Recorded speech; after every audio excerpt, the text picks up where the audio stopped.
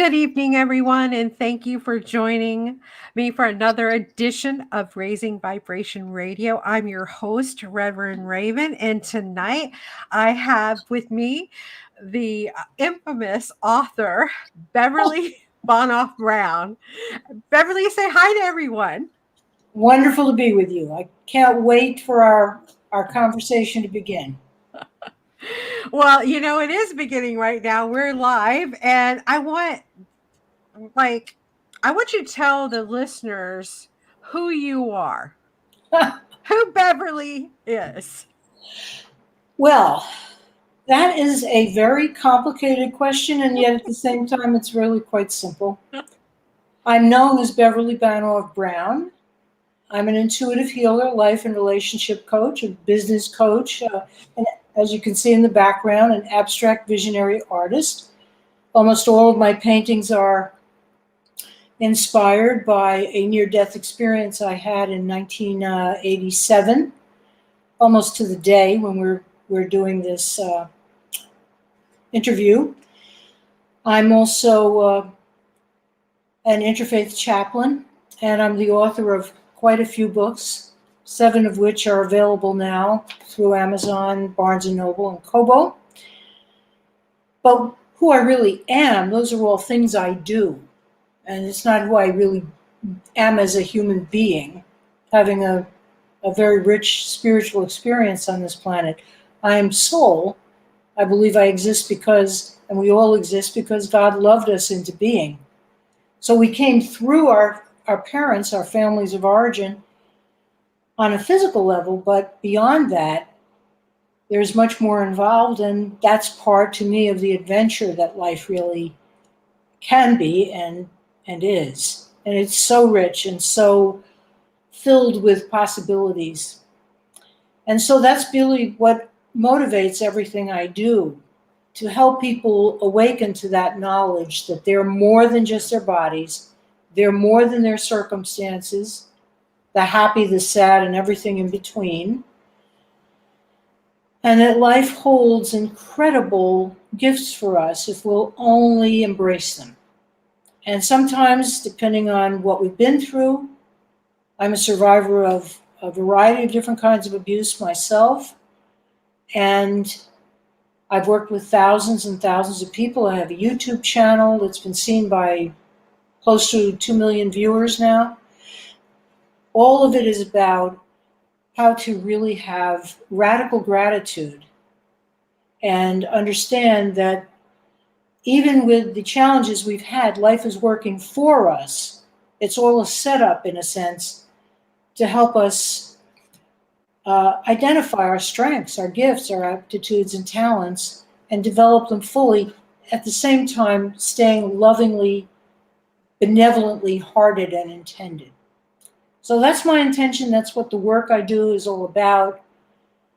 And I'm a meditator now of transcendental meditation for in September, it'll be 52 years. Get out of town. Yes. You're not old enough to be doing it that long. I started very young. And I must say that I believe that a lot of the creative flow that I have in my life is a direct result of doing so much prayer and meditation, to the point now where many days I don't need to sit in meditation for 20 minutes twice a day, because when I'm cooking or I'm cleaning or I'm taking care of my dog or I'm visiting with you, or driving a car or taking a walk in the park or by the bay, it's all a meditation. Oh, I love and enjoy talking to you, because I know you get right out of your body when we're talking, and then spirit is talking right through you, and you're like, I'm picking up this, and I'm like, yeah, that's exactly what's going on. I love it. Well, we do that for each other. We have the grace of a lovely friendship, and I, as I told you before the show went live, I just really cherish the chance to interact with you this way, because I have so much respect for who you are and what you're doing in the world. And I feel the same way about you. I have so Thank much you. respect and so much love for you, and I'm Thank so you. grateful. We met through the Time Bank here in Yes. St. Petersburg, Right. and it's been a blessing and a joy just to have you in my life. I know that if I really need something that I need to walk through, I know that I can just like send you a mental message and you get me. Because you'll give me a call shortly after that and you'll Yes. go, "What's going on?" Well, once or twice, I think you've done the same for me. So it's a two-way street, which is always beautiful. It really is when that happens between two people. So you said you were awful young when you started all of this. When was your aha moment? How, exactly when was that? I would have to say uh, I have a distinct memory of being a baby, and I was in Wow. a baby carriage where my parents had me in the park. This was in the area of Philadelphia suburbs. And it was an unusual baby carriage for its time. It had a thick uh, piece of plastic on the side. So Mm-hmm. there I was on my stomach, and I remember being kind of up on my elbows, as babies do. And Right. I lifted my head and I looked out the of this plastic to the side of me. And I saw the park, and I saw ducks and geese and swans in a pond. And then I remember flipping over on my back and looking up at the sky. And I distinctly remember having a very powerful experience of feeling oneness with all of it. And I believe that from that day on, it was, it really was my life. And it's been that way ever since. I'm going to stop for a moment, Sandy, because I'm not sure you're hearing me. Are you? I do hear you. We have a little glitch going on, like the internet is like slow a little bit. So your Okay. words are not matching. It's like watching one of those Chinese movies where they Yeah. override the Chinese word with American. Yes. Yes. What can we do about that? Anything? Try moving your laptop around a little bit. Maybe it's the antenna. All right. Is this It's any all, better? yeah, that seems it was for a second. Let's see what goes on there. Okay. Okay, can you hear me okay? I hear you like you're in the room with me. Oh, perfect. Okay. So we'll continue on. Sometimes that happens. That's just spirit getting in the way. Mercury just came out of retrograde yesterday. So, it takes a Yes. couple of days for it to fix up. BJ, she commented and says, radical gratitude. I love it. She wanted you to know that. And she says, Oh, two of my favorite women are on the broadcast right now. well, she's one of mine also. So we've got three beautiful connections already. Yes, yes we do. We're truly blessed by all of that. Going back to your childhood, even though you were connected to spirit at such a young age, life wasn't really that easy for you, was it? No, no, it wasn't. My mother is a Holocaust survivor, and and my grandmother also, and she was living with us at the time I was born. So I had a very strong amount of kind of smother love going on. And along with that, they also were very cultured, very artistic, musically geared people. They loved the ballet and fine literature. So, it was a mixed bag. Mm-hmm. But at 4 and a half, I was left with a babysitter in a New York City hotel who unfortunately was very abusive and sexually abusive. And it was such a traumatic experience that I literally had to repress it for many years. And it was only when I had my own daughter and I found that even though I am very careful about taking care of loved ones, I was doing extreme research into every potential babysitter who was going to come and take care of her. And it dawned on me that this was not how I normally did things. And then I thought, well, a new mother, and maybe that's all it is. And then I realized it was much more.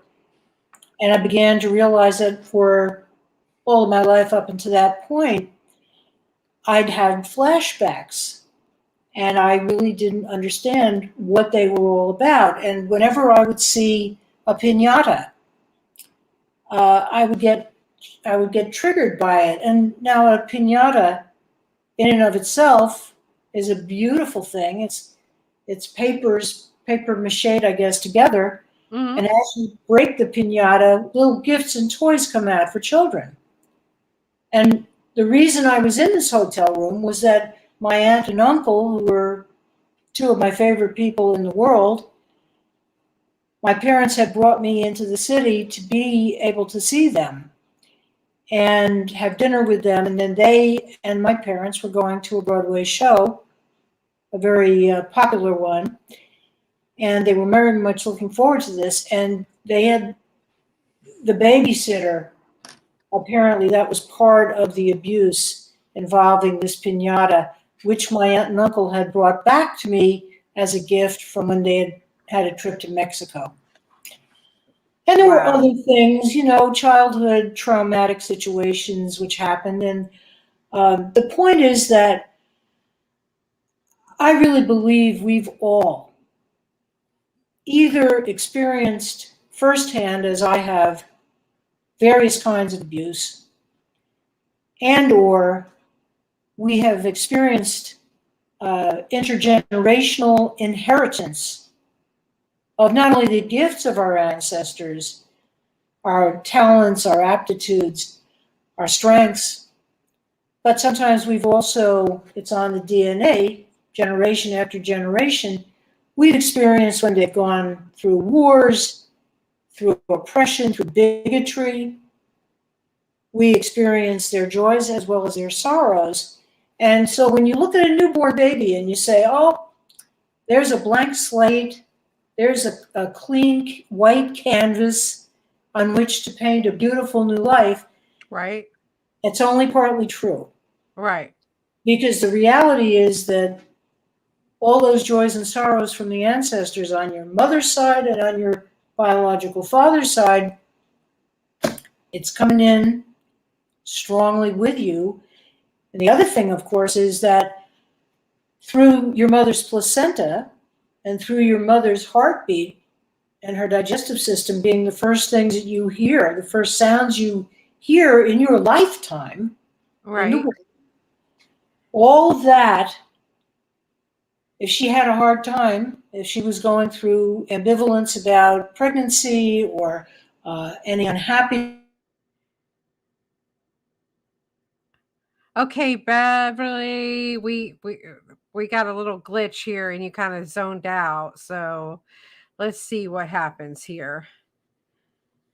Let me know when you can hear me because we can't hear you. Well, we got a little technical difficulty going on.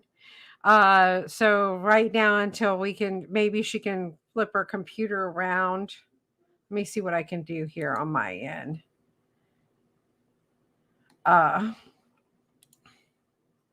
Bev, if you can hear me, I'm going to let you go out of the studio and I need you to come back in. I don't know if you can hear me. Okay. Let me just message her. While I grab my phone, just to let you know, again, this is Mercury in retrograde. And, I know yesterday was the last day, but it does tend to tend, go past a few days while it's reversing back into normal speed again. So, it is just one of those crazy things. So she'll join us. She knows the link. She'll hit it back and come back in here in just a minute. I had a few comments while we're waiting for her to come back in. A friend of mine who's listening on the show tonight says that she's such a blessing to come across right now and that she loves her. And then my friend Kathy, who I love dearly, who is born on the same day as me, is listening to the show. We got some amazing people listening. So hopefully Bev will be back on here in just a minute. Let me grab my phone. Give me just a second here. Let's see what's going on. Let's see if I can get a message from her. Let's see here. Give me one moment. I appreciate your patience while we're doing this. Let's see here. I get to send her this link again, and I'll do it in Facebook Messenger, and hopefully she can rejoin us. Internet. You got to love the internet, right? It is a tool, but yes, it can be a pain. All right, let me just send that to her right now. And we'll get her back on here. Hopefully we can get her. Let's see. I haven't gotten a message to her on the phone. We'll do it. So I hope you guys fared through the Mercury in retrograde. I hope you didn't have much of an issue. And thank goodness it's one of 4 that we're going to have this year in 2022. So buckle up and enjoy the ride. And let's see if I can get Bev back on here. All right, give me one moment. This is the time you wish you had music to be able to play on here, some kind of meditation music that I didn't load up, so I apologize. Oh, here we go. Here comes Bev. Here we go. We'll add her back to the stream. Can you hear me? Yes, I have no idea what happened, but my computer just went black and I just kept fiddling with it, and now I'm back. Perfect. So sorry for the interruption. I don't know what happened, frankly. No, it happens. It really does. I mean, Mercury goes into retrograde. It comes back to speeding back into normal space. And the first couple of days out of it, this is like normal. I'm used to it. And this is one of 4 that we're having this year. You're a trooper. I know. I know. It's a good thing I have a gift of gab and just we're nothing on. if not adaptable, the 2 of us, right? Exactly. So, where were we? So we were talking about your experience about, your childhood and Yes. and what you experienced with your looking for a sitter for your daughter, because it all transferred over in the placenta and the being in the mother's womb. Right. Well, I was saying that when you realize that you've, as so many trauma survivors or abuse survivors do, that it was so shocking and so horrible for a 4.5-year-old little person to go through in order to function. And I had been threatened apparently by the babysitter that if I ever divulged that anything had happened, there would be some dire consequence. I'm just using that as an example because you asked me about my own life.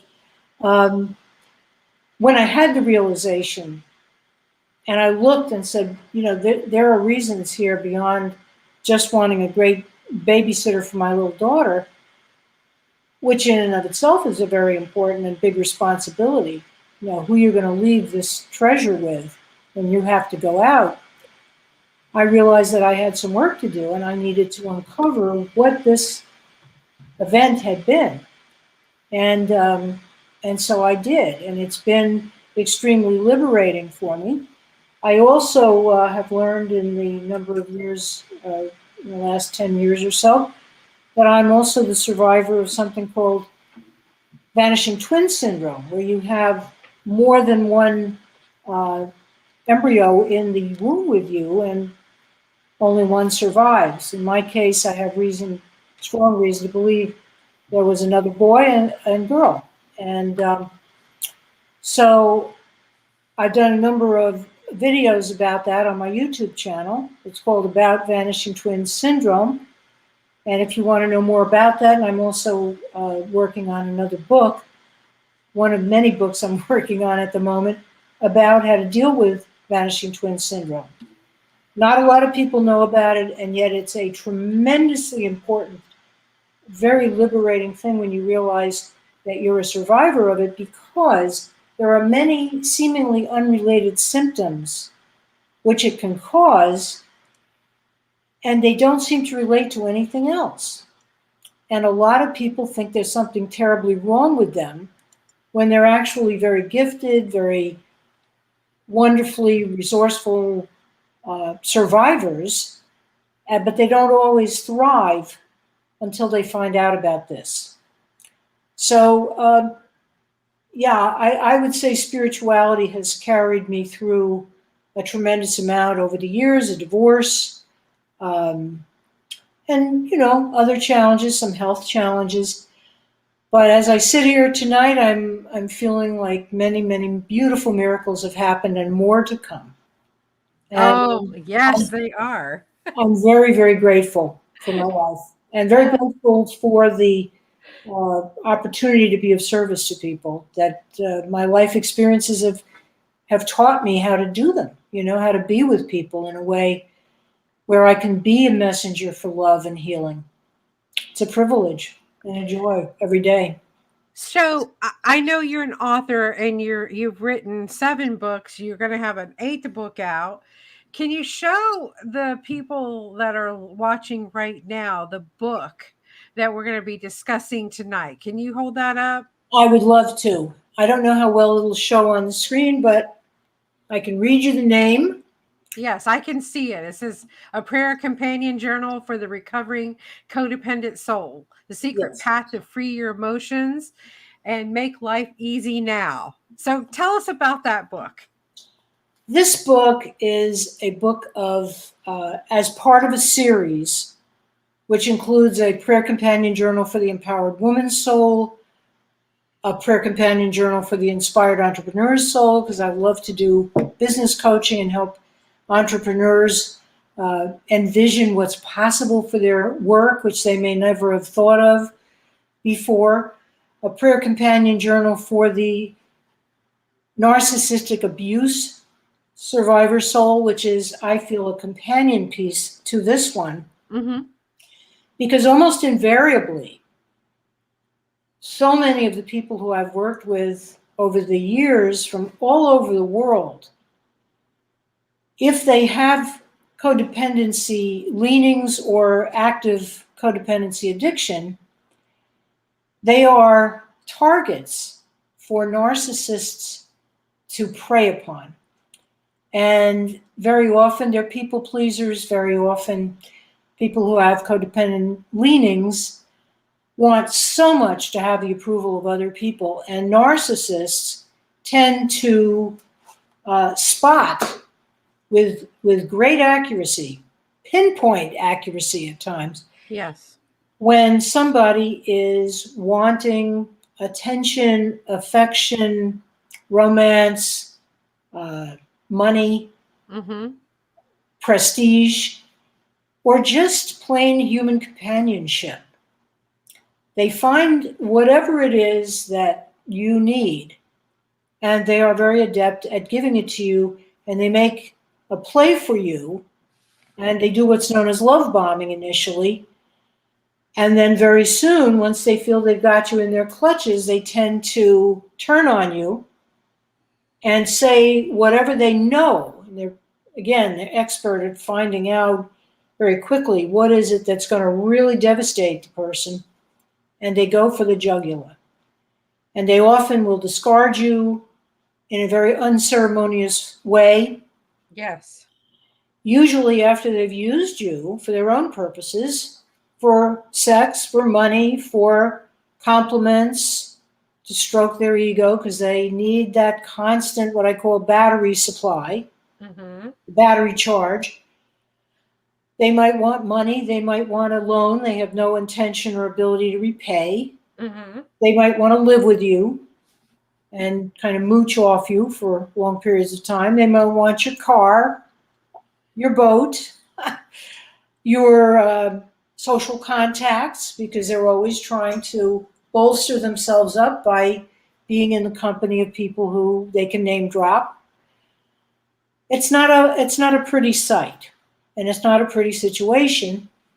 And part of what this book attempts to do is it has prayers and meditations with open-ended questions at the end of every chapter to help people get clarity about how codependency has shown up in their lives and how through prayer and meditation and setting a very strong intention, they can learn about boundaries, they can learn to love themselves, raise their self-esteem, and move forward in their lives without that neediness, without that urgency which codependency seems to always involve for other people's attention, time, approval.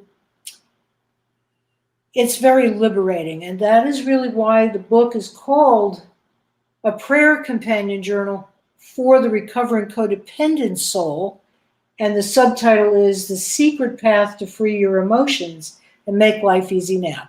Because when you are in a situation, whether it's personally or professionally, where you feel that you've got to be the appeaser, that you always have to be the peacemaker, or you always have to be the one who reaches out for others, or the fixer, you're not free.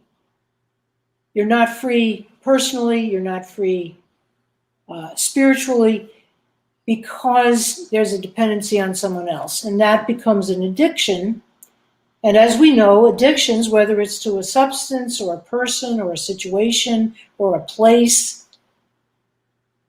or to money or to a title, it's an addiction, and addictions are progressive, and they're kind of deadly, and they dampen your joy. And I'm all about raising the joy levels on this beautiful planet as in whatever ways I can.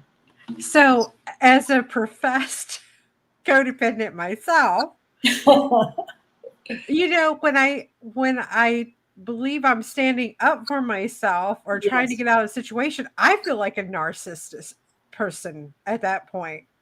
Like, tell me a little bit about that. How does that show up in your life right now? Like, you know, so I decide to stand up and say, hey, this is not happening anymore. Yeah. You're not talking. Good start. Right. You're not, you know, we're not going to have that. We're not doing that anymore. Yes. I start trying to, not try. I am focusing more on myself, but that makes me feel selfish. And isn't that narcissism is selfishness? No, there's a big difference. The fact that you're even having the question and asking it, the fact that you think in terms of how is what I'm wanting to do going to have an impact on other people, indicates to me that what you're thinking about, what you're contemplating, is not narcissistic. It's self-preservation. It's understanding that there are boundaries in situations, whether it's at work or in a personal relationship, whether it's romantic, a friendship with a son or daughter, a mother or father, a grandparent, an aunt, an uncle, a neighbor. And it's important for us to feel comfortable and to feel that we are appreciating the other people involved and they are appreciating us. It's about respect. You know, there are certain basics. Right. So if you find yourself, for example, in a situation where you feel disrespected or that your opinion is not being honored or that you're kind of feeling invisible, people are not listening, they're not giving you the basic decency, really. Right. To see how bright and wonderfully creative you actually are and how giving you are. I mean, I'm saying this, not just picking it from the air. I know this because I've known you now for a couple of years and there's nothing negative to say that I'm aware of. So that's true. And so a narcissist wouldn't bother taking the time to look and have that self-reflection and say, am I being a narcissist? Right. Am I being a narcissist? Am I really? And, I mean, they would dismiss that because they don't care. Right. Well, They only they have these care magazines. about how things affect them. Right. They They have do. these articles out there and they'll say 7 things to know if you're a narcissistic Yeah. person. Yes. And I can answer yes to some of those questions that they're saying, you know.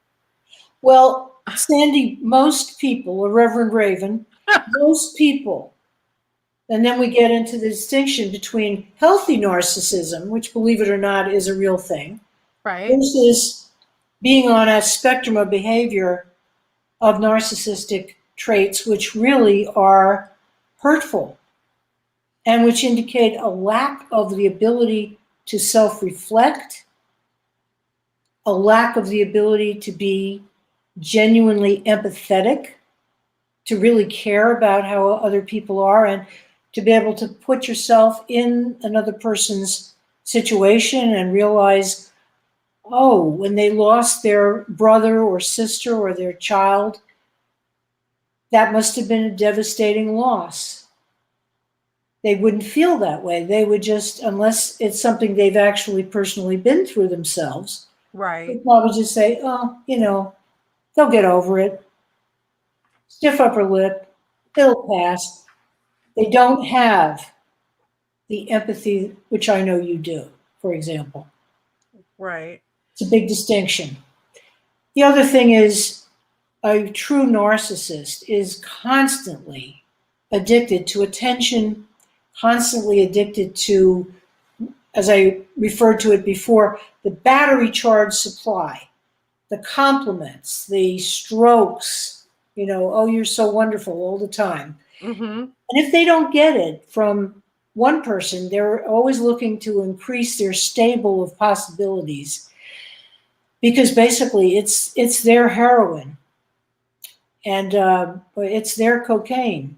The attention, the affection, the usually there often is, I shouldn't say usually, but there often is a sexual dimension to it. A lot of the people who are sleeping around, very promiscuous, trying to get bolstered up, reassuring themselves that they're great lovers, and equating sex with love. Well, codependency people can do that too, though. Absolutely. Yes, absolutely. I can remember in my younger days that I would equate sex with love, and I know now that that wasn't true at all. No, it's not true. And it is, again, based on what did you learn as a child? Yes. Did you have what's known as a secure or an insecure attachment bonding with your primary caregivers, who I think in your case were your mother and your father? Correct. In many cases, it's an aunt, an uncle, a grandparent. It might be a foster parent. If a child is raised in an orphanage, they still can have very positive, loving, strong attachment bonds to a particular adult. But when that fails to happen, when there's a long separation very early in the child's life, in babyhood, let's say, Mm-hmm. or maybe the child was ill and had to be away at a hospital for treatment, frequently they don't get to have that attachment bond. Or if the parents are in active addiction, alcoholism, uh, gambling, shopaholism, any number of possibilities. There are so many different kinds of addictions, it's almost an infinite list. And relationship addiction, if the parent was very codependent, they might have been having an affair, they might have been unfaithful to the mate. I mean, there are just so many possibilities. It's I could tell you, which I would have to change the facts, of course, because of confidentiality with my clients, but I could tell you of so many different situations where children grew up in homes where they did not feel safe, where they were not allowed to have emotions, Mm-hmm. where all their joy was kind of tamped down. Yep. Sounds like you identify. Oh, most definitely. I was told that children were meant to be seen and not heard, and to Yes. sit there like a dog and don't move, or I'll give you something to cry about, Oh, you know. no. Oh, Sandy. Yeah, so I can totally relate to those people that came up and were brought up in that situation. Yes. And if somebody were like a friend, you would go to a their friend's house, and the kid accused you of something you didn't do, Yeah. just to save face, they would beat the crap out of you in front of the other parents, Oh, even not knowing the truth yes. of the situation. Well, that's an abusive situation you're describing. Very Yeah. abusive and Yeah. very humiliating. And Yeah. what did that do to your self-esteem? Oh, I hadn't had no self-esteem most of my life And because of that. there you have the reason. And again, look at all that you've achieved in spite of it. Yes. Look at all the beautiful things that you brought into your life, including your son, and so many incredible friendships and relationships, and Yes. it goes on, and you're not done yet, No. which is exciting in itself. But Nope. but the point is that that's the kind of background which so many people survived, which is a credit to them. And sometimes they became very, very promiscuous because they were trying to get the love through the physical Contact. connection. Yeah. And the sexuality was equated with love and approval. And so, very often, when I've worked with clients who have a lot of promiscuity in their background, Mm-hmm. usually in that first full consultation I do, which is about an hour and a half long by phone, I can get to what the core issues are, what the traumas were, and then we don't even have to ever discuss them again, because I am very committed to the fact that living through it once was bad enough. When we work on healing it, you don't have to re-experience that. You don't have to have a catharsis where you're crying and yelling and what have you. There are very gentle methods that I've been blessed to find that are just so loving, so that much of the time we laugh much more than anybody cries. And your books help with that too, because you get a Yes. chance to journal and let that stuff out and let it go. Yes, I'm very, very strongly believing in creative arts therapy. And Mm-hmm. as an artist, I do a lot of work with that.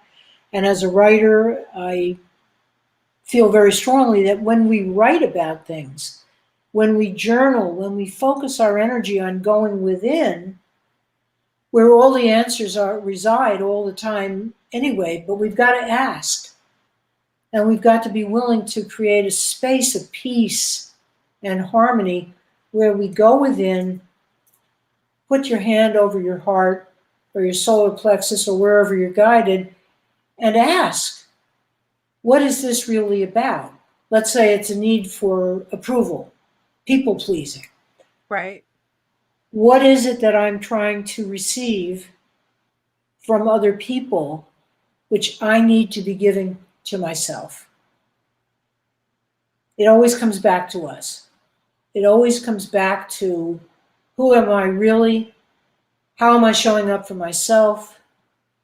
When certain things happen, like in my case, 4.5 years old in the hotel room, that's the little child part of me, which I have to really take care of. I have to really pay attention. And I know that if I start to feel off during the day, or I start to get worried about something, and it takes me more than 5 or 10 minutes to get back to total gratitude and faith and feeling strong and empowered, that 4.5-year-old child part of me that was stuck in the hotel room and was abused and tortured, that part of me needs to be loved and needs to be heard. And so I will literally say, even though I know I'm one person and I'm an integrated personality, Mm-hmm. this is a therapeutic technique that I've found to be extremely effective for myself and others.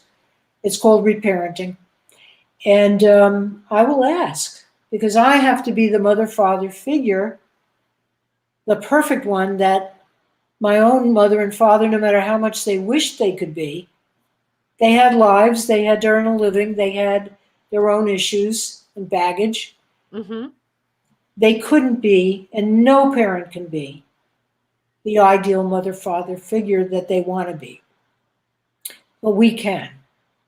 So that really becomes critically important. That you realize it always comes back to you. It always comes back to forgiving yourself for whatever it is that you perceive you might not have done the way you wanted to, or if a relationship didn't turn out the way you'd hoped. Forgive yourself if it wasn't the best person to choose, to interact with, or if you missed red flags that were flapping in the breeze during the relationship. You got to forgive yourself. You got to cut yourself some slack. And that's very hard for many of us to do. And I think that the older we get and the wiser we get through living experiences and seeing other people and being the witness to what's going on in the world, we can be more compassionate with ourselves, and then that fans out to everybody else. And every time we do it, your show is called Raising Vibrations. Every time you forgive yourself, every time you let go of a grievance towards somebody else, what happens? You feel good. You feel good. You raise your vibration. Yes. Because we're all energy. Everything is energy. And so the more we can allow ourselves to really zero in on, am I holding myself in a kind of crucifixion because I allowed something to go on too long, or I picked the wrong partner, or I made the wrong business decision, or a bad investment, whatever it is. Mm-hmm. Whatever it is, it's over. It's done. Let it go. And self-forgiveness leads to self-acceptance. And when we have self-acceptance, what else do we have? We start to really feel a love, a tenderness for ourselves, an awareness of what walking miracles most of us are, because we have been through so much. Yes. And yet we didn't turn mean. We didn't become bitter. No. We're still loving. We're still kind. We're still benevolently intended every day. No, we're not fighting over chicken wings. We're not fighting over chicken wings. That's right. No fighting over anything, really. Right. But the point is, too, that we're not fighting with ourselves anymore. And that I find almost invariably with every client I've worked with over almost, I'm not kidding you now, almost 40 years. Aww. Self-forgiveness is one of the keys, which allows for being able to pull the camera back and look at your life and say, wait a minute, what else is possible here? How can I have more joy? How can I have more clear communication with the people I love? How can I clear out the clutter that might be in my house, my closets, my kitchen? And as you do that with loving intention, nature abhors a vacuum, so you're going to be drawing to you people who are more compassionate themselves, more accepting of themselves, and so they can be less judgmental about you. And then you wind up with these wonderful new relationships, and life just goes more smoothly. And this translates not only into your personal relationships, your relationship perhaps with your mother and father, your children if you have them, your brothers and sisters, close friends. This also has a major impact on your finances.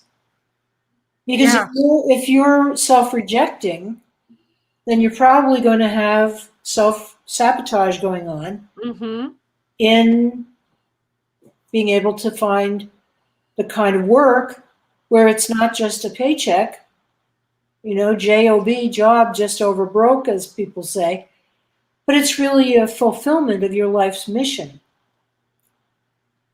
And a lot of people don't allow themselves to pursue their heart dreams, I call them.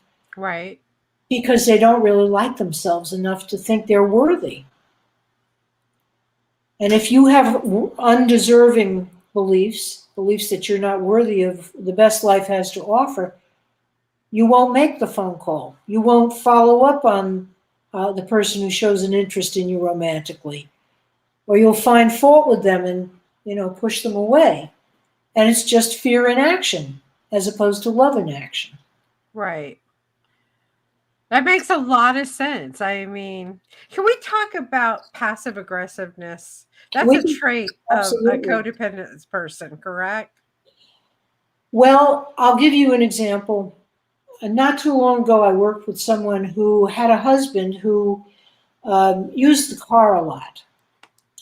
And when he was in a good mood with her, he would make sure that there was always a full gas tank the next morning after he had taken the car on a long sales trip. Mm-hmm.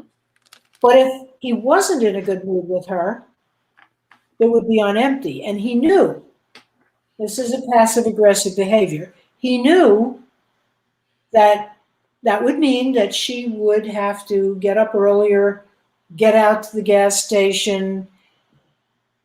Just a slight inconvenience, but it was his way of saying, you displeased me and I'm going to fix you.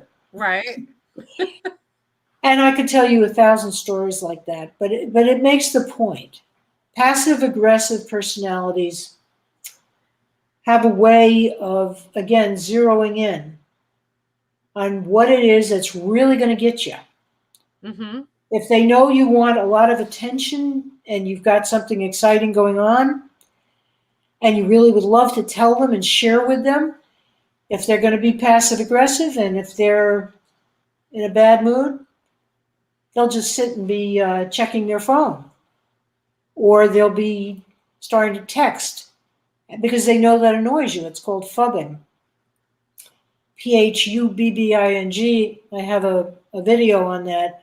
I think it's on my series called Authentic Dating on YouTube. Mm-hmm. And it's a very insidious, very sneaky sort of way of making people miserable.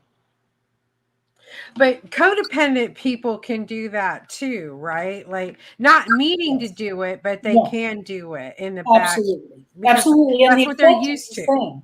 The hurtfulness of it is the same, even though the motivation may be different. Right. People who are very narcissistic are grand experts at passive aggressive behavior. And it's very easy for them because they don't give a damn to begin with in most cases. They're just really, you're just a convenience to them. You either suit their purposes or you're out. Well, it's been brought to my attention. I have a tendency every once in a while to have a passive aggressive statement, and it hurts me when that's brought to my attention. Like I feel like I need to punish myself for doing that. You know what I mean? It's I don't mean to. Like here's like an example. Okay. I asked to speak to my boss and he said, okay. And and right before he left, I said, are we going to talk? And then he signed off and I said, I guess not. Apparently that's a passive aggressive thing to say. And I'm confused by it. And I felt bad that he brought it to my attention that was passive aggressive. Well, it's a fine line, isn't it? Because you were expressing your disappointment. Right. And you were doing it in a very clipped way. And he heard that as you screwed up and now I feel disappointed. And he didn't want to hear that. And that's partly his stuff, I would imagine, and yours. So what would have been a better way to express it, possibly? Oh, a better way would say, I hope we can talk sometime this week. I'm looking forward to it. I know you're really busy. And normally I do those kind of things, but I don't know what got into me just to say that. You know what I mean? Like, I guess not. So I have to watch myself not to come under. But I learned it from the best. My father was very narcissistic. Uh-huh. And and I hung around him, and I was his pushing, his punching bag, so to speak. So, Oh. I guess I got, I got those behaviors that I been, brought to my attention lately. Like, I need to let that go. It's Well, not a very coming behavior. part of the joy of that, though, is that you're being told you're attracting into your life, apparently, people who are honest enough with you to say, Yes. that felt like you were being passive aggressive with me, and I don't like it. you know. Yes. And the other thing about that, Sandy, is I think that relationships are so, I don't want to say fragile. I think that in the last couple of years, with everything that's been going on in the wider world, a lot of people who are normally willing to kind of let things pass are feeling very edgy, Mm-hmm. very edgy. And so we have to be, I choose to be, I don't want to speak for anyone else, but I feel it's important to choose to be even more conscious of, before I speak to someone, asking myself, what is it I'm really trying to convey here? Right. How necessary is it for me to say X, Y, or Z? And if I do feel it's important, how can I express it in such a way that they're going to feel the caring and the love that I'm attempting to beam to them? And so it's a very fragile time for many people, because so many of them are feeling a loneliness and an isolation Mm-hmm. and fear of the uncertainty that seems to be abounding. And yet Yes. it's always been like that. It's just that it's more pronounced right now in many people's lives because of the many, many changes that are going on in our culture. We have to be especially compassionate with ourselves and with others, and be especially, I like to call it, mindful and heartful, to take into consideration how we can express ourselves clearly, and always be willing to hear the other person's perspective, even if they disagree with us. Right. No, I understand that. And here's one of the things that I have done lately, What's because that? we're it kind of locked down because of the pandemic. We really don't want to get out there. My job has become my relationship, because my spouse, uh my lover, passed away. It'll be 2 years in April. Yes, And so, I remember. yeah. So my work has become my relationship. Yes. My husband. That's basically what work is to me, is my husband. You're married to your job Yes. at this time. Yes. At this time, I have created a fictional husband with work. And how's that working for you? Not very well. No. No, It I usually do love the doesn't. people I help, that call in. And like, I had a widow. She just recently became a widow the other day, and I could hear it in her voice that she was Yes. still shaking. And it gave me an opportunity to tell her that, you're not alone, Yes. and take it one day at a time. And she thanked me for that reminder, because we Absolutely. need those reminders. Well, again, everything is a setup to give us the opportunity to use those life experiences. Yeah, I don't believe it's an accident when someone calls you. There are a lot of other people who are possible uh, agents they could have spoken to, Right. but she got you, and you are yourself a survivor of being widowed, and you know what she's going through better than most people would be able to. So you could identify with her plight and her pain of loss and the enormous adjustment that she's going through. And so you were kind enough to hear beyond her words, and you empathized with her feelings. Yeah, that's exactly what happened. And just like tonight, there's no mistake for you to be on here tonight, Oh, telling us about your book, because that book that you've created help so many people and can help anybody that's listening to this show tonight sure. to help them to get through I mean, I know, just speaking to you personally, and I know you do one-on-one sessions with people. Oh, yes. I So do. just speaking with you and being open and honest right now, like, my heart is vibrating so huge, and I don't feel Absolutely. so bad about, what I said the other day, so Again, it's a very fluid process living this life, and we have to be, I believe very strongly, more adaptable than ever because of all the changes that are going on, because of the unpredictability in our society. And it's not a bad thing necessarily. It can actually be an opportunity to strengthen and be resilient and vibrant and not let, to a large extent, the outer world dictate your level of happiness. I believe very strongly that happiness is a decision that we make moment to moment, and no one can do it for us. I think I really believe, after working with so many people, that one of the biggest fallacies about dating, about mating, is that someone else is going to, as it said in the movie, Jerry Maguire, complete me. hmm, Nobody needs to no. complete you. You're complete. I'm whole and complete. You're whole and complete. Everybody who you meet is. And sometimes people forget that.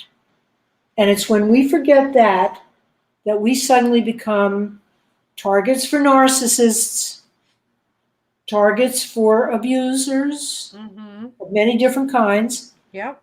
open to becoming addicted to whatever, Yes. whether it's shopping or uh, certain kinds of clothes or having certain kinds of gambling issues or substance abuse, relationship issues, sex issues. It's an endless list of stuff. Yes. And all of that happens because we're trying to put away the pain. It's an adaptation to the pain, the suffering, the traumatized aspects of ourselves that we haven't identified and healed yet. And so we have to have compassion for people who are in active addiction. And at the same time, we have to love them from a safe distance. That's the title of one of the other books I'm planning to finish soon. It's called Love from a Safe Distance, and it's about how to deal with family members and friends who are narcissists. It's kind of a companion book to a prayer companion journal for the narcissistic abuse survivor's soul. And, it goes on in terms of how critical it is to keep bringing the focus back to yourself and not do what's known as blame shifting. Mhm. For many people, it feels easier in the moment to say, if you had done such and such, I wouldn't be feeling this way. Well, that may be true, and that person may be a catalyst.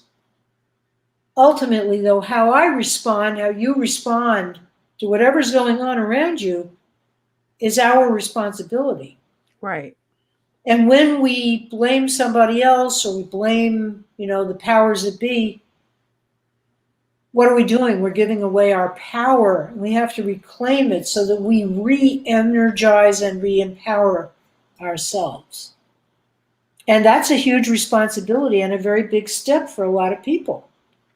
And it can be very, very scary when you realize that we truly are responsible for our own happiness and our own peace. It's an amazing realization, and I've seen the light come on in my clients' eyes and energy field when they have that moment of, oh my God, I don't have to let my mother-in-law dominate my mood.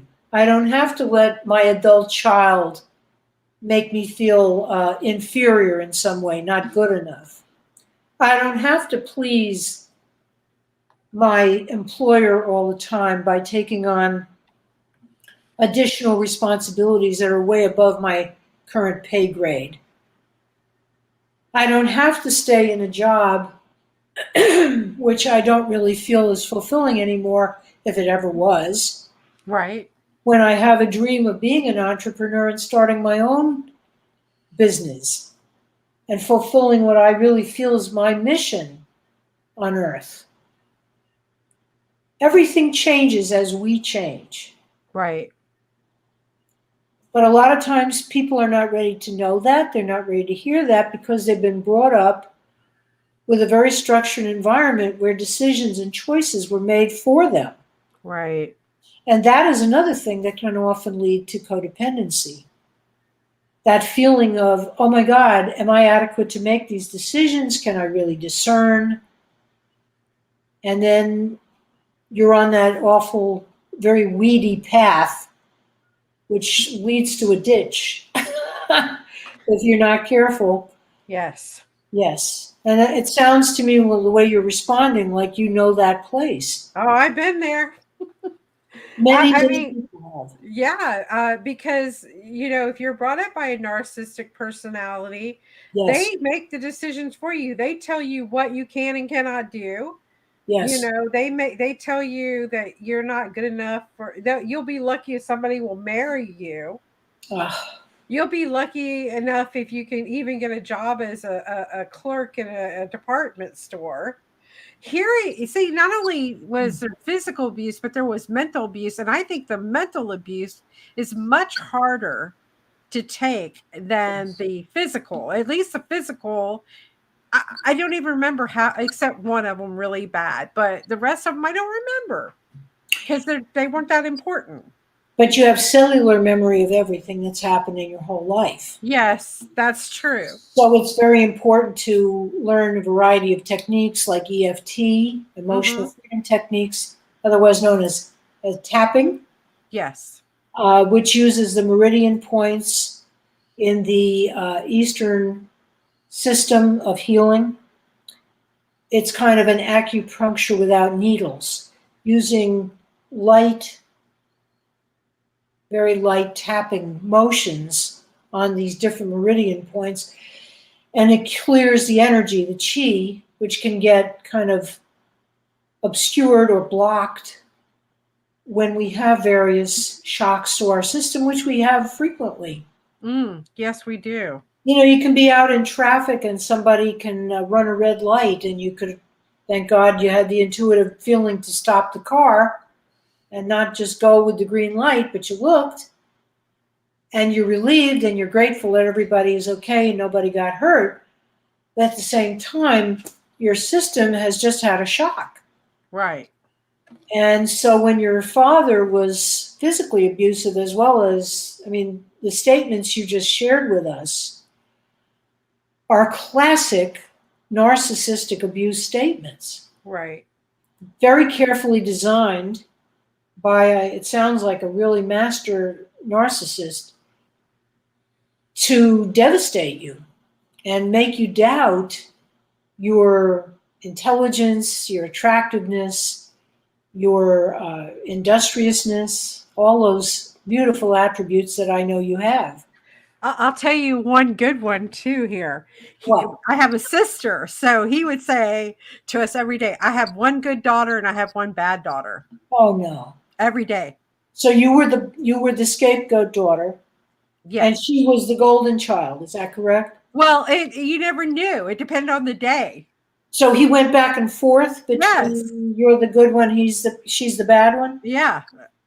So that's a little bit unusual. I must share with you. Usually, you're either the scapegoat, the black sheep, Mm-hmm. and you get blamed on wars that might be happening 10,000 miles away, Mm-hmm. or the other child is the golden child, and that one can do no wrong. Right. That one could rob a convenience store hold somebody at gunpoint all in the same night. Right. And the father would say, "What a great kid. Can't get any better than that kid. I'm so proud of him or her." It's true. Right. And it's just that irrational. And very often um, when you have a parent who scapegoats a child like your father apparently did to both of you at times, Yes. a lot of times there'll be a physical resemblance to one of his or her parents who gave them abusive behavior, who they felt they could never be able to measure up in that parent's eyes. Sometimes it's a grandparent and an uncle and aunt. Mm-hmm. Sometimes it's a teacher. Sometimes you might have not only a physical resemblance, but some of your personality traits may be a reminder of somebody he just could not have success with, or she couldn't have success with if it's a female. And even the golden child is set up because usually if there are other siblings, they will see that there's this tremendous discrepancy between how one is treated and the other one is treated, and they feel envious and jealous, and they look within and they say, "Why can't I, be given special treatment?" But it sounds like your father really was a master manipulator. Yeah. And what did your mother do while all this happened? My mother was very codependent herself. She was brought up by an alcoholic stepfather. Yes. And she was very young when they got married, and what my dad said was the rule. So he made decisions for her too as well. So he basically treated everybody like they were his puppets and he was the marionette. Yes. Yeah. He was pulling the strings for everybody. Yeah. And he was mentally and physically abused as a child too, though. So, I know what happened there. And my grandfather is a wonderful person. The one that, had some mental abuse, but with my father, and some physical abuse. Yes. Or so that's what I heard. I don't know, personally, if that's what happened. Yeah. But my grandfather was a very nice gentleman, though. I mean, a lot of people came up to me at his funeral and said, "Your grandfather was the nicest man, very giving, very caring." So, I don't know. I don't know him very well because we weren't allowed to go around my grandparents at all. Not a lot. You see, that also often happens where in the outer world, the person is a pillar of the community. Mm-hmm. And I have videos on all of these topics in a series on YouTube called Narcissistic Relationships. Mm-hmm. And then on the codependency side, in addition to this, the book, I've got many topics discussed on a series called Codependency Revealed. So, there are different ways, some of which are absolutely free, that you can avail yourself of what we're talking about very generally tonight. But there are very specific topics that are mentioned, including authentic dating, which also describes how you can spot narcissists right on the first date, or maybe even on the phone call, so you don't even go on the date. Right. And just really spare yourself a potential unpleasantness, which can show up in the guise of love bombing, where they treat you like you're absolute gold for about 6 weeks to 3 months at the longest, usually. Right. And they start to get super critical and nasty and sarcastic and break promises, where before that, man, if they tell you they'll be there at 7, they don't mean 7:01. They're there. Right. And of course, that's one of the great frustrations that clients tell me about. They say if they were so good for the 2 or 3 months, they know how to do it. So why did they suddenly turn nasty and abusive and discarding if they know so well how to be loving and caring and romantic and great lovers? And the answer is, they were using you. for their Yeah. own purposes, Yep. to enhance themselves, because that's how they live and that's what they do. Total self-absorption. The only loyalty is to themselves. And even that is very sketchy sometimes, because they will often do things to self-sabotage because inside they don't like themselves Right. very much. There's very low self-esteem. And very often the people who seem haughtiest and most arrogant and most flamboyantly condescending to other people are people who are covering a major inferiority complex. So there are a lot of very paradoxical behaviors that go on in this. And I just want to mention something in terms of you, Sandy. Very often people who are abused hurt people, you know. Yes. You could have grown up to be a very bitter, nasty, sarcastic, divisive personality. And instead of that, you've gone the other way. From what I know of you, you're kind, you're loving, and you're very compassionate with people. And you want very much to help everybody around you. Yes. But you made a conscious choice not to be destroyed by this Right. early situation. And you really should give yourself an incredible amount of credit for that, because, you know, as I said, a lot of people have gone the other way. And you made a beautiful choice. And Well, I think you need to give yourself credit for going the way you went too, because you have given so much hope and you've taught people to love themselves that were stuck not loving themselves, and just having that energy being around you and feeling that vibe. So you should commend yourself for the path that you took too, because you've helped so many people. Thank you. Well, I hope that through the books and more YouTube videos that I'll be making and working with more clients, and really through my art as well. I'm going to be having a website strictly devoted to it soon, because a lot of people have been interested in buying the artwork through having seen them.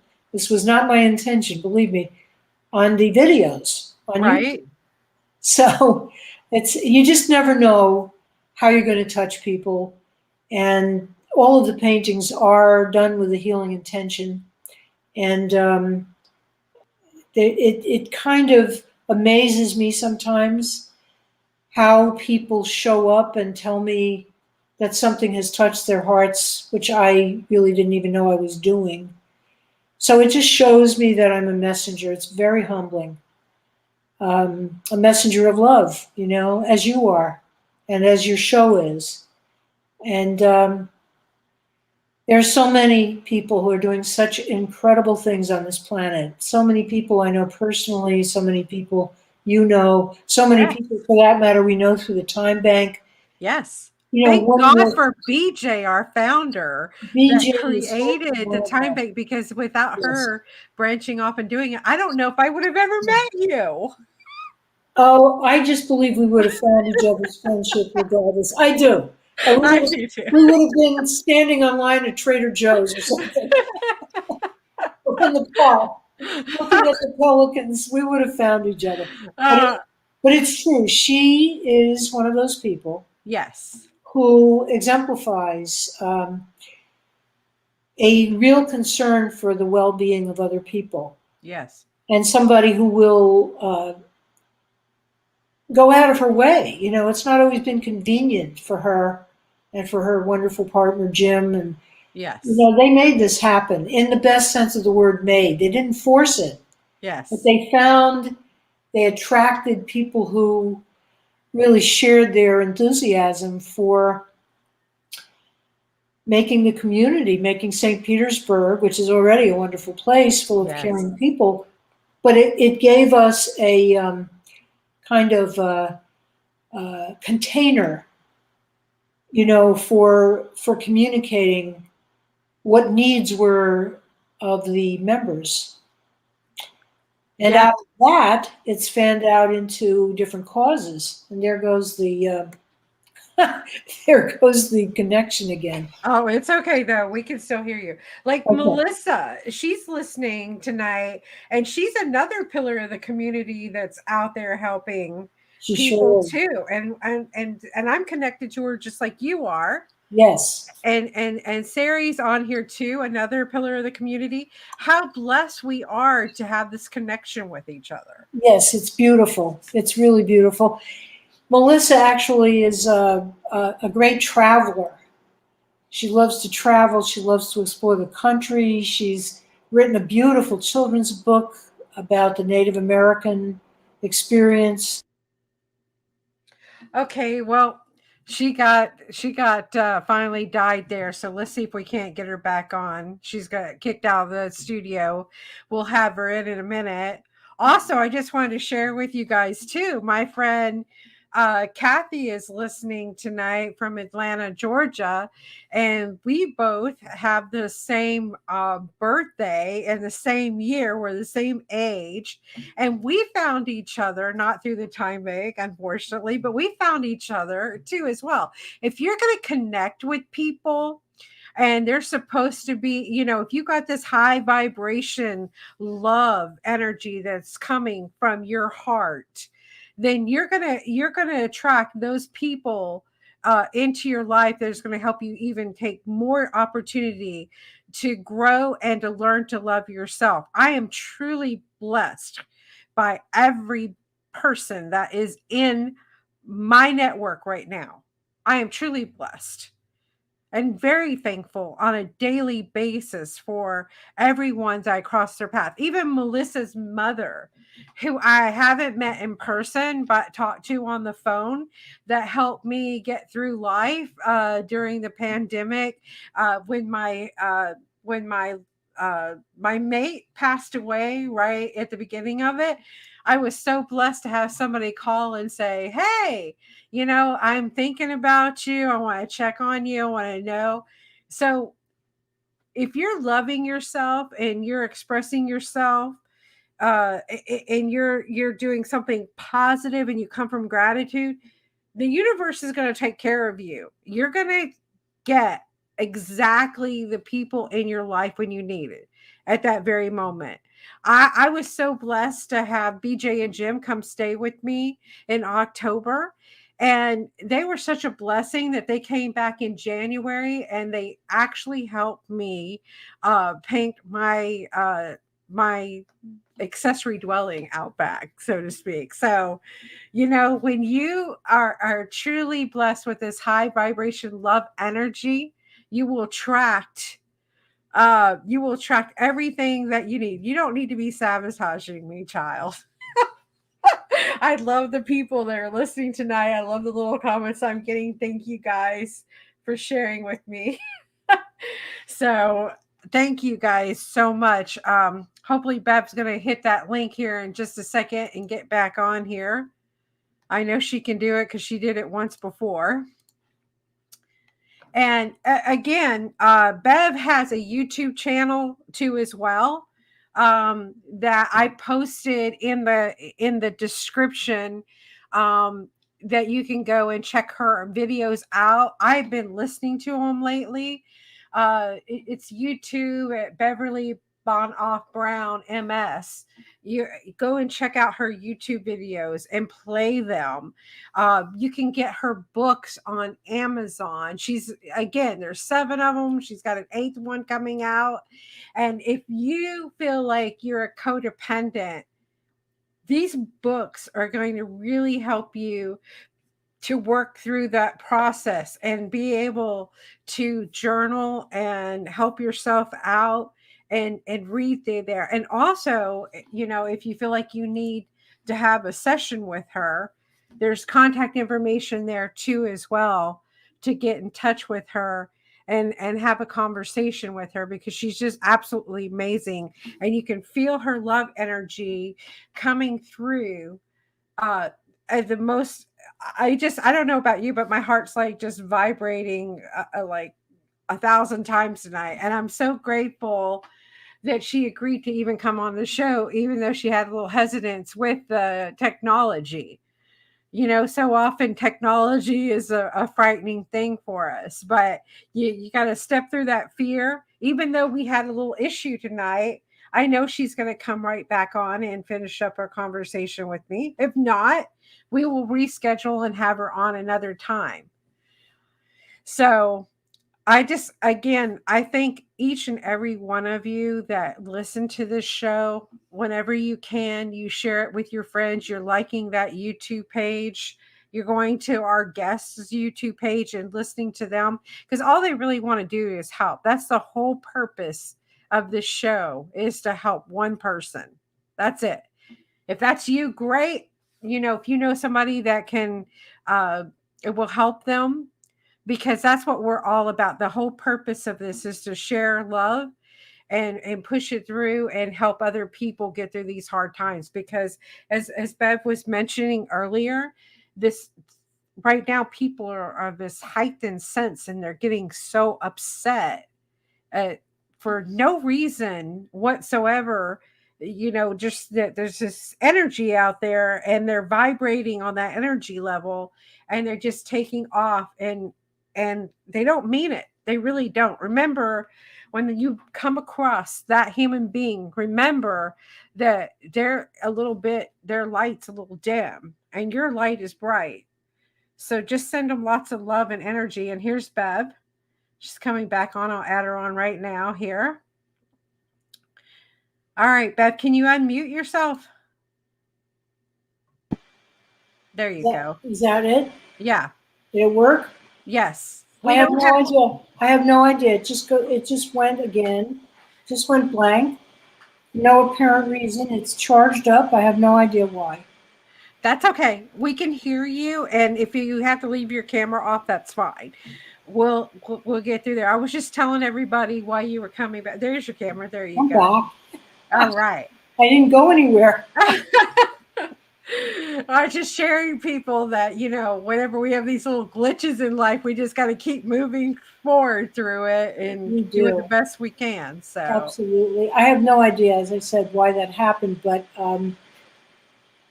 I think it has a little something to do with still Mercury in retrograde, because I've never had this happen before in an interview in my whole life.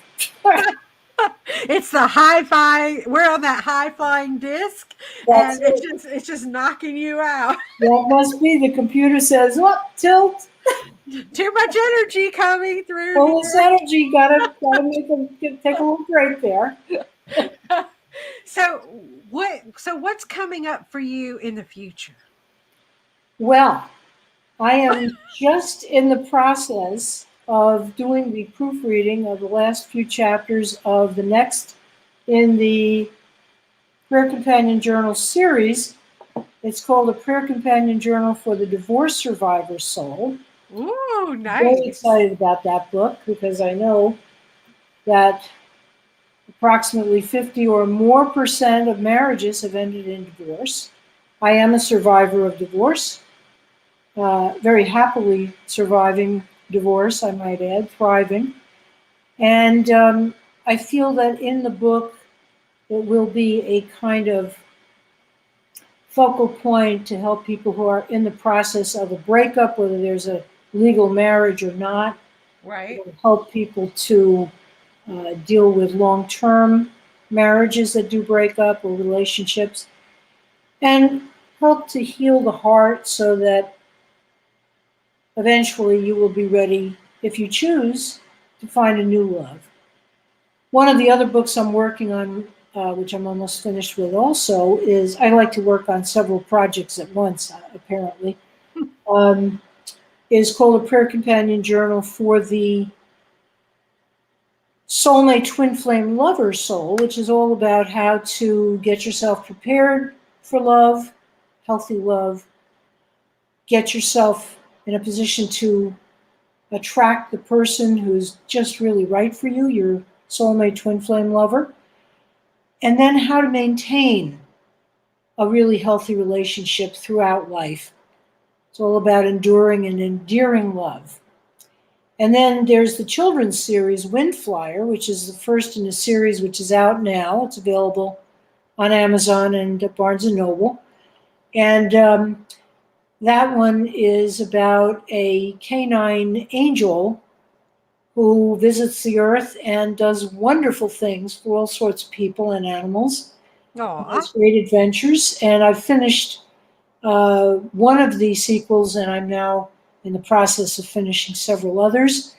And I have a wonderful illustrator who works with me.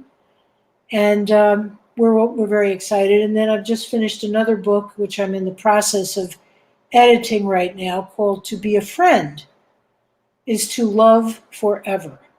To be a friend is to love forever. And those are, I'm also a poet, so a lot of those are poetic meditations on what it is to be a friend first to yourself, Mm-hmm. and then friend to others, and then a friend and lover to the world. Oh my goodness, I love that. You know what came to my mind while you were saying that? And you're What? talking about meditation. Oh, I hope you do this. Put it on YouTube, a meditation about being my friend on Yeah. YouTube meditation. That would totally drop this over to the top. I love it. Thank you. That's a wonderful idea. I'm going to have to really meditate on how to do that. Do it justice, because each friend I find is a unique entity in my life, and I in theirs. And when you meet a new friend, you just open up a whole new universe. Yeah. Places they've been, you haven't been. Places you've been, they have been. People you've known, life experiences they bring, and you bring to them that help to clarify and provide insights. It's quite beautiful, and I think it's really one of the things that makes life so worth living. It really Oh, is. I do too. Like I want to just stay on this planet and see how many more keep just coming in. Because to me, Yes. you're a wealthy person just by the friends you have, Thank the you. the love. Yeah. Well, that is an area of life where I've put a lot of energy and a lot of love and caring, and it's come back to me multiplied exceedingly in ways I couldn't have predicted. So I'm very, very conscious of the incredible importance of friendship. I really don't think I'd still be here on this planet in this body without the love and support of just so many people who stuck with me at times when things weren't so hot, and saw in me some of the qualities that I hope I'm able to bring out now. And I hope I've done that for them, because we really are all in this thing together. And when we forget that, we're cutting ourselves off from something so potentially magnificent. And yet it takes courage, because people can change, they can leave, they can die physically. Uh, Yeah. it's a courageous thing to love, and Yep. be loved. Yeah. Death is the ultimate breakup, right? No, it isn't. No, it isn't. No, no, no, no, no, because I believe the soul goes on. Yes, it does. It really does. You know it does. You know better than most I people can't do. help that one though. I just think that's funny. You couldn't resist. I know. Sometimes you gotta get it in, right? I understand. Believe Yeah. me, I understand. I know. I no. Death is not the ultimate breakup, because that No. person's with you for and for Yes. eternity when you hook Yes. up. So it's a beautiful thing. I just I had the joy of some visitors from Miami the other day. My cousin and her husband, and I love them very much. And she and I are very close. And we were walking on the pier with her daughter and her daughter's partner. And honestly, we both kind of felt the presence of my late father and our grandmother and her parents, who I was very close to and I still feel close to. And some of them have been gone 25 years, 15, 20 years from this physical plane. And I said that to her. I said, I can just feel how their spirit, how their soul essence is aware that we're together and we're having this wonderful day. And she said to me, because I don't think she believes quite what I do, which is fine, Hmm. but she said to me, yes, it is amazing how, even though they have been physically gone from this plane for so long, we still feel that loving connection with them. We're still impacted so much by what was the best of them, you know. And they were human, they all had their own strengths and frailties. But what you mostly can take away is the love, the prayers, the generativity of the ancestors. You know, you don't have to only focus on maybe they had a bad temper, or maybe they could not always be emotionally available, or whatever. Mm-hmm. They were doing the best they knew how with what they had, Yes. as we are. You know, however imperfectly we manage it. Well, we have really run the gamut tonight, haven't we? Oh, I know. I love it. And I hope that you will come back on the show, especially when you finish, your book I and we will. talk about your new book. But I love having you on here. You just brightened up my day, and Oh, I just feel thank nothing you. but amazing love. And when you were talking just now and you were talking about our ancestors and everything, what I miss is the ritual of getting together with my family, no matter Yes. how they were, but Yes. being in the same room with them and having, what support there was. I Yes. had it though, still. Yes. Yeah. Absolutely. And you miss that. Yes. How much of that do you find, even though with the situation we've had for the last couple of years, but still, there are still ways of gathering on Zoom and different ways. I meet people, friends in the park, and we go for walks. I have a small study group of two other very close friends, and we study together, and we meet in the park, and we have wonderful times. And Oh, to me, yeah. that's a kind of family feeling. It's a family of choice and extension. Yes. And I think you have that, and I think the St. Pete Time Bank provides that for a lot of people too. Yes, yes, I'm so blessed to have that board meeting once a month with the Yes, girls, and absolutely. and we're growing the board. I know that we're going to have lots of board members. We're going to have a board Yes, of 11 people. So, I really. Yeah. yeah. So right now we're a board of I think 6. Yes, So we need 5 more. So yeah. I'm looking forward to it because I love that family connection. And these are my family members I chose to have in my life, or they let me play with them in their yes. sandbox. Well, again, so many people, I hear from a lot of people through my work on social media. I get a lot of mail from people who watch the videos on YouTube. And I must say that one of the things that is a saving grace for many people now is the fact that they reach out through social media, and then hopefully a lot of them live close enough so that they can actually get together. And if they don't want to be in an enclosed environment or go to each other's houses, hopefully they live in a place where they can go for walks and the weather is cooperative. Yes. Maybe not in the Northeast right now, where it's No. so nice, but different parts of the country, and spring will come. It always does, Yes. and there will be warmer weather, and people will find each other. And the So, phone, thank God for the phone, right? All the beautiful connections we have with loved ones all over the world through the phone. yes. But the point is that a lot of times people are shy about reaching out, they're afraid of rejection. And I always feel like if you're coming from your heart and you reach out to another person, you'll find common ground. You'll find why it is you've been brought together. Because there's always a higher purpose and there's always a blessing. Or perhaps it's an insight you're supposed to share. Or maybe you're supposed to introduce each other to somebody else, or to a book, or to a film. You You never don't know. know. Piece of Yeah. music. I think that's part of the joy of life too. That the fact that when I get up in the morning, I always affirm this is a day of happier and happier surprises. And it's very rare that I don't find at least one happier and happy or surprise. Often it comes through people. Sometimes it comes through the song of the birds or time with my dog or a friend showing up who I haven't talked to in a while. A text from someone I love and haven't heard from. Or maybe I have heard from them, but they're telling me some good news about themselves.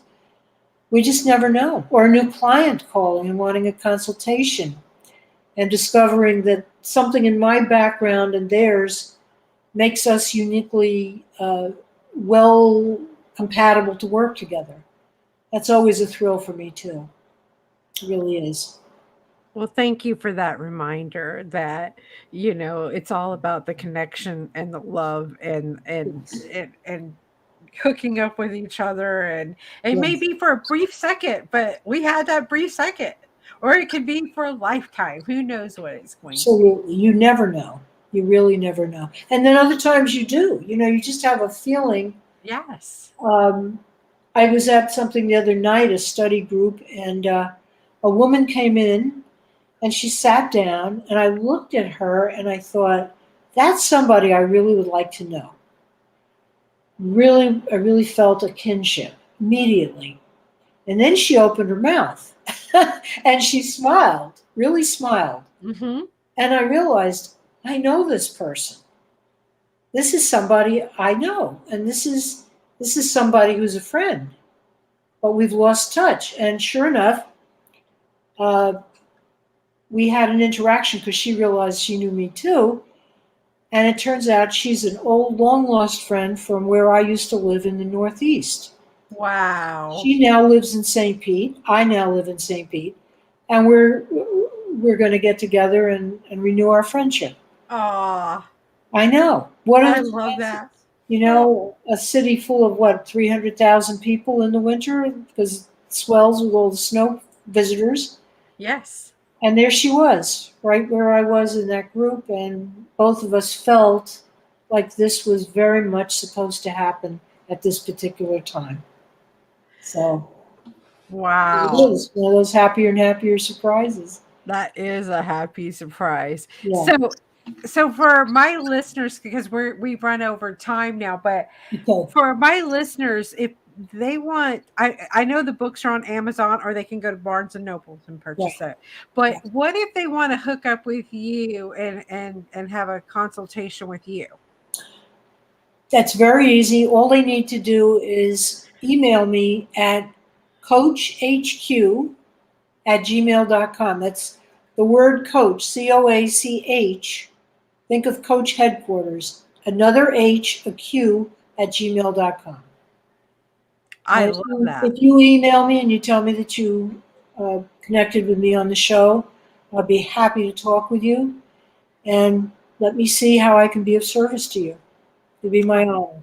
Oh, thank you. You are such an angel and a blessing to all of us tonight, giving us Thank your you. time Thank and you. sharing your insight. And you really helped me out a lot too, even though it wasn't about me, it was about other people tonight. And I feel like I got the most help here tonight. So thank you. Well, thank you for having me on. It's a joy, and I so look forward to anything else I can do to be of service to you or your listeners. Anytime I can do that, it's a pleasure and an honor, really.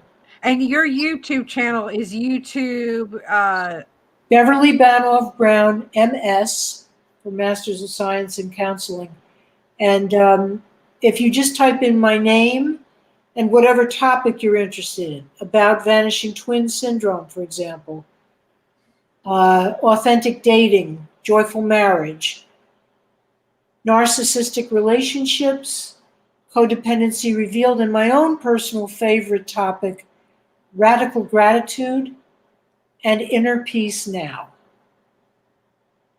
Also, there's parenting with heart, because maybe some of your listeners are parents wondering what to do with those kids. Yes, yes, it is very critical that you do know what to do with those kids at such With a those young wonderful age. kids, yes. It's not always, they don't come with an instruction manual. No, no, they don't. No, they don't. All right. Well, everyone, thank you so much for joining us for another edition of Raising Vibration Radio. Bev, you were such a beautiful, unexpected love joy tonight for me. Thank you. Thank you for being on Vice here. versa. All right. Good night, everyone. And be sure to join us next week for another edition of Raising Vibration Radio. Have a great week.